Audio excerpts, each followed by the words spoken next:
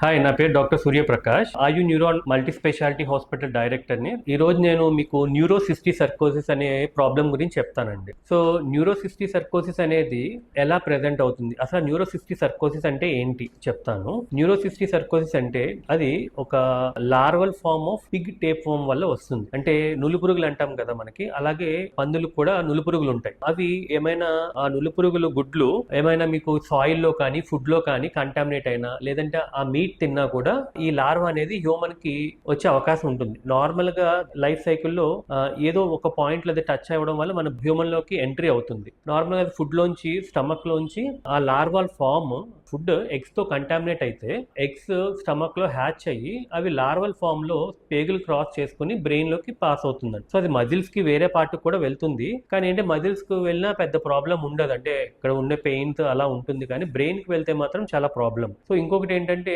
Brain లోనే అది ఎక్కువగా వెళ్తుంది, ఎందుకంటే బ్రెయిన్ వైపు ప్రాపగేషన్ ఎక్కువ ఉంటుంది. సో అది లోపలికి బ్రెయిన్ లోకి వచ్చిన తర్వాత ఆ లార్వల్ ఫార్మ్ లోపల ఒక చిన్న సిస్ట్లా ఫామ్ అవుతుందండి.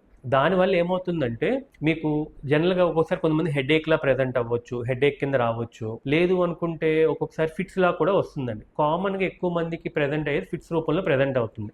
ఎందుకంటే ఆ సిస్ట్ సరౌండింగ్ బ్రెయిన్ టిష్యూని ఇరిటేట్ చేయడం వల్ల ఫిట్స్ కింద వస్తూ ఉంటుంది. జనరల్గా మా దగ్గరికి వచ్చినప్పుడు ఫిట్స్ కానీ వస్తూ ఉంటారు.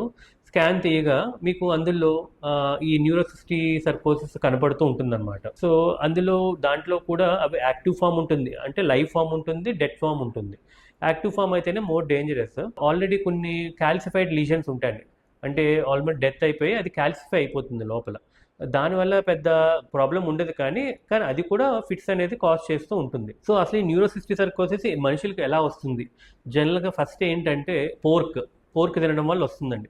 పోర్క్ సరిగ్గా కుక్ చేయకుండా తినడం వల్ల వస్తుంది. సెకండ్, చాలా మంది అంటారు మేము చాలా వెజిటేరియన్స్ అండి, మేము అసలు పోర్క్ తినము, కానీ మాకు ఇది ఎందుకు వచ్చింది అని అడుగుతూ ఉంటారు. వెజిటేరియన్స్ వాళ్ళకి ఎందుకు వస్తుందంటే జనరల్ గా సలాడ్స్ వల్ల, లేదంటే మనం రా లీఫీ వెజిటేబుల్ కుక్ చేసుకోకుండా వాష్ చేయకుండా తిన్నప్పుడు. సపోజ్ బయటకు వెళ్తాము, ఏదో మిర్చి బజ్జీ తినాలనిపిస్తుంది, అక్కడ వాళ్ళు ఏం చేస్తారు, బజ్జీ మీద కొత్తిమీర వేస్తారు. అది సరిగ్గా వాష్ చేయకుండా కంటామినేట్ అయి ఉందనుకోండి, దాని వల్ల కూడా రావచ్చు. ఒకవేళ ఆ లీఫీ వెజిటేబుల్స్ ఏమైనా పిగ్ టేప్ వర్మ్ ఎగ్స్ తో కంటామినేట్ అయి ఉంటే కనుక అది కూడా మీకు న్యూరోసిస్టీ సర్కోసిస్ కాజ్ చేసే అవకాశం ఉందండి. సో తిన్న వాళ్ళందరికీ న్యూరోసిస్టీ సర్కోసిస్ రాదు. కొంతమందికి నార్మల్ గానే ఇమ్యూనిటీ వల్ల ఎలిమినేట్ అయిపోతుంది, కొంతమందికి మాత్రం వస్తుందండి. ఇది వచ్చినప్పుడు మెయిన్ సీజర్స్ తో ప్రెజెంట్ అవుతుంది. సో యాక్టివ్ ఫామ్ లో ఉంటే మాత్రం దానికి ట్రీట్మెంట్ ఉంటుందండి.